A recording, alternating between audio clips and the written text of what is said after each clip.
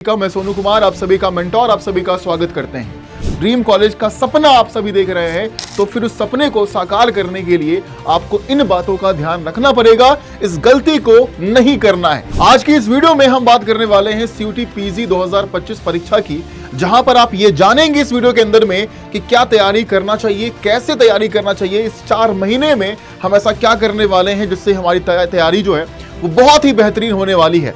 किस 4 महीने में हम ऐसा क्या करेंगे, किस गलतियों को हम यहां पर दोहराएंगे नहीं, उसके बारे में हम बात करते हैं, क्योंकि ये 4 महीने हमारे लिए बहुत ज्यादा इंपॉर्टेंट बनने वाला है। Hello everyone, welcome to CUET PG 24/7। स्वागत है आप सभी का। मैं सोनू कुमार आप सभी का मेंटोर आप सभी का स्वागत करते हैं। आज की इस वीडियो में हम बात करने वाले हैं सीयूटी पीजी 2025 परीक्षा की, जहां पर आप ये जानेंगे इस वीडियो के अंदर में कि क्या तैयारी करना चाहिए, कैसे तैयारी करना चाहिए। इस 4 महीने में हम ऐसा क्या करने वाले हैं जिससे हमारी तैयारी जो है वो बहुत ही बेहतरीन होने वाली है। हम कौन सी गलती कर रहे हैं जो हमें नहीं करना चाहिए, इस बारे में हम इस वीडियो में आपको बताने वाले हैं। तो इस वीडियो को पूरा देखिएगा, क्योंकि आप सभी ड्रीम कॉलेज को देख रहे हैं, ड्रीम कॉलेज का सपना आप सभी देख रहे हैं, तो फिर उस सपने को साकार करने के लिए आपको इन बातों का ध्यान रखना पड़ेगा, इस गलती को नहीं करना है। तो चलिए शुरू करते हैं और आज की इस 4 मंथ स्ट्रेटजी को जानते हैं कि इस 4 महीने में हम ऐसा क्या करेंगे, किस गलतियों को हम यहां पर दोहराएंगे नहीं, उसके बारे में हम बात करते हैं, क्योंकि ये 4 महीने हमारे लिए बहुत ज्यादा इंपॉर्टेंट बनने वाला है। सबसे पहला कि आप एग्जाम पैटर्न को नेग्लेक्ट करते हैं, आप एग्जाम पैटर्न को जो है वो समझ नहीं पाते हैं, जिससे कि आपको ये पता नहीं चलता है कि हमें एक्चुअल में तैयारी जो करनी है वो कैसे करनी है। तो उसके बारे में हम यहां पर जानते हैं। सबसे पहले एग्जाम के स्ट्रक्चर को समझिए कि जिस परीक्षा की तैयारी आप कर रहे हैं उसका स्ट्रक्चर क्या है, कितने सवाल आएंगे, कितना समय दिया जाएगा, टोटल मार्क्स कितने होने वाले हैं, एक सवाल पर कितने नंबर हैं, कितने नेगेटिव मार्किंग होने वाले हैं, उन सभी जानकारी को रखना चाहिए।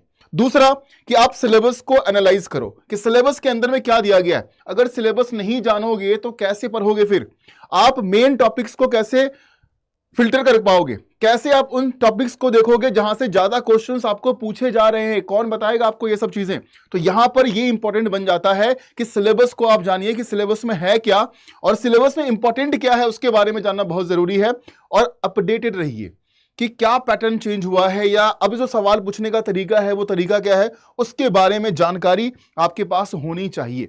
एग्जाम पैटर्न की अगर हम बात करते हैं तो सीओक्यूपी 11 और सीओक्यूपी 12 ये 2 पेपर कोड के लिए 75 क्वेश्चन जनरल पेपर आपका होता है। 75 क्वेश्चन आपको पूछे जाएंगे।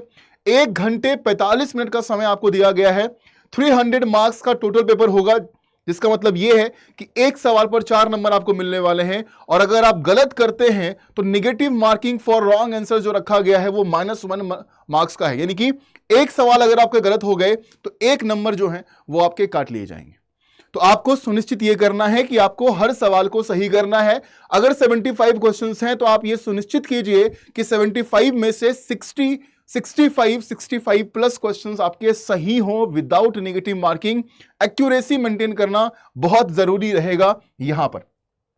अब यहां पर देखिए, सबसे दूसरे मिस्टेक जो बच्चे करते हैं, अब तैयारी तो आप कर रहे हैं, आप मॉक टेस्ट भी दे रहे हैं, आप बुक्स के क्वेश्चंस लगा रहे हैं, प्रैक्टिस कर रहे हैं, क्लासेस को फॉलो कर रहे हैं, पीडीएफ को रिवाइज कर रहे हैं, सॉल्व कर रहे हैं, लेकिन यहां पर क्या आपने अपने कभी टाइम मैनेजमेंट पर ध्यान दिया कि कितना समय आपका कहां पर जा रहा है?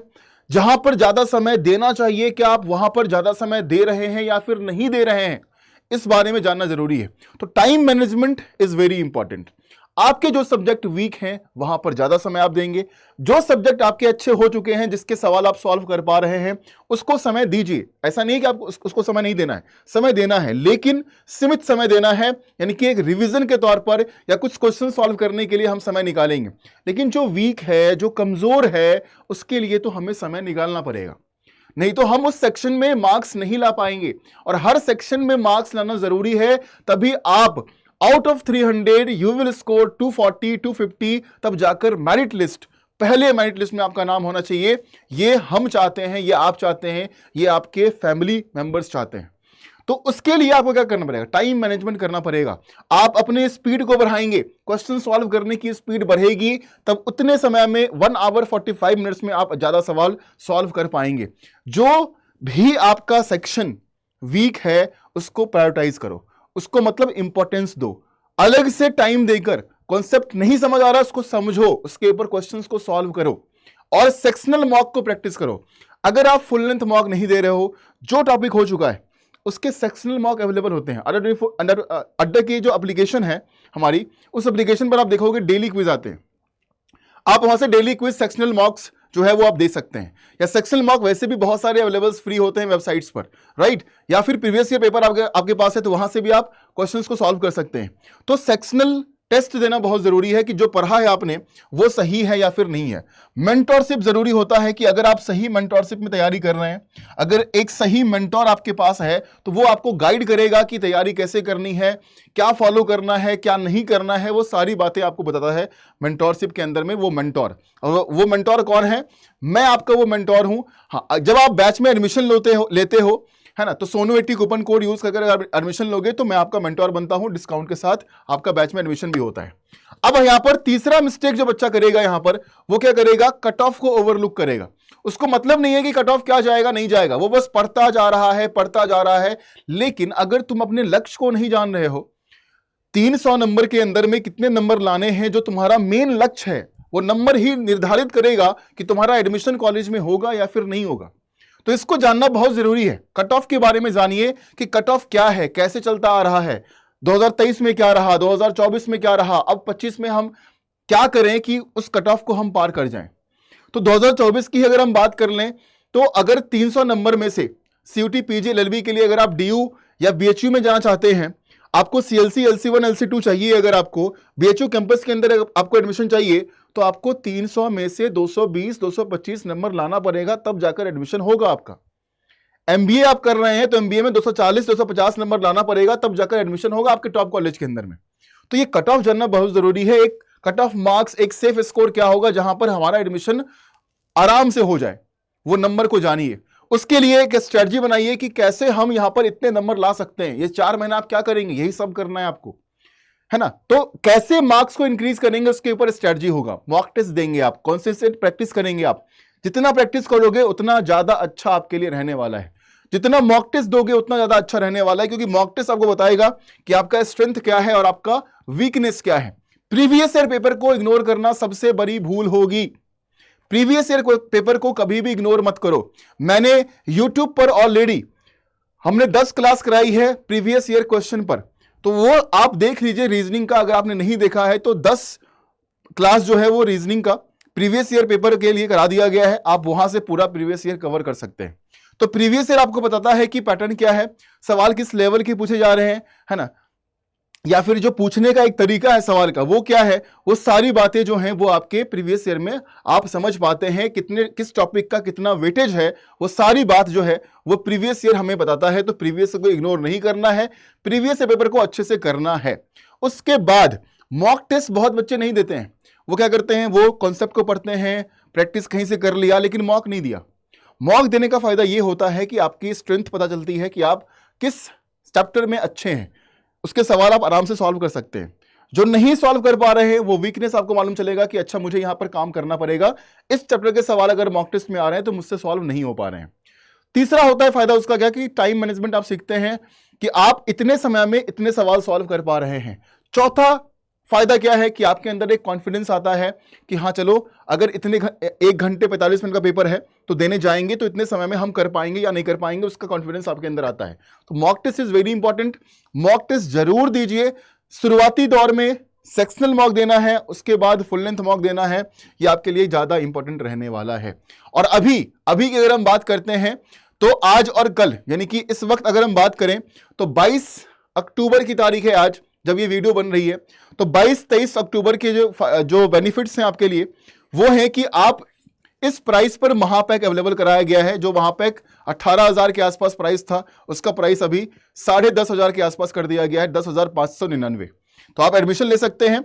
एडमिशन लेने के लिए आप सभी मुझे मेल ड्रॉप कर सकते हैं। मेरा ईमेल आईडी यहां पर लिखा हुआ है, ये मेरा ईमेल आईडी होगा sonu.kumar1@adda247.com। इस ईमेल आईडी पर आप मुझसे बात कर पाओगे, मुझसे कांटेक्ट कर पाओगे एडमिशन लेने के लिए, चाहे वो महापैक में हो, चाहे वो हमारे किसी भी बैच के अंदर एडमिशन हो। तो COQP 11 के लिए, PGLLB के लिए आप द्रोणाचार्य 2.0 बैच में एडमिशन लेंगे। जो कूपन कोड आपको यूज करना है, ये कूपन कोड होने वाला है। वहीं पर जो हमारा रुद्र 2.0 बैच है, आप इसमें एडमिशन लेंगे किसके लिए? MBA की एंट्रेंस के लिए, COQP 12 के लिए। ये महापैक है और ये हमारा है क्वांटम बैच जो कि MCA के लिए है।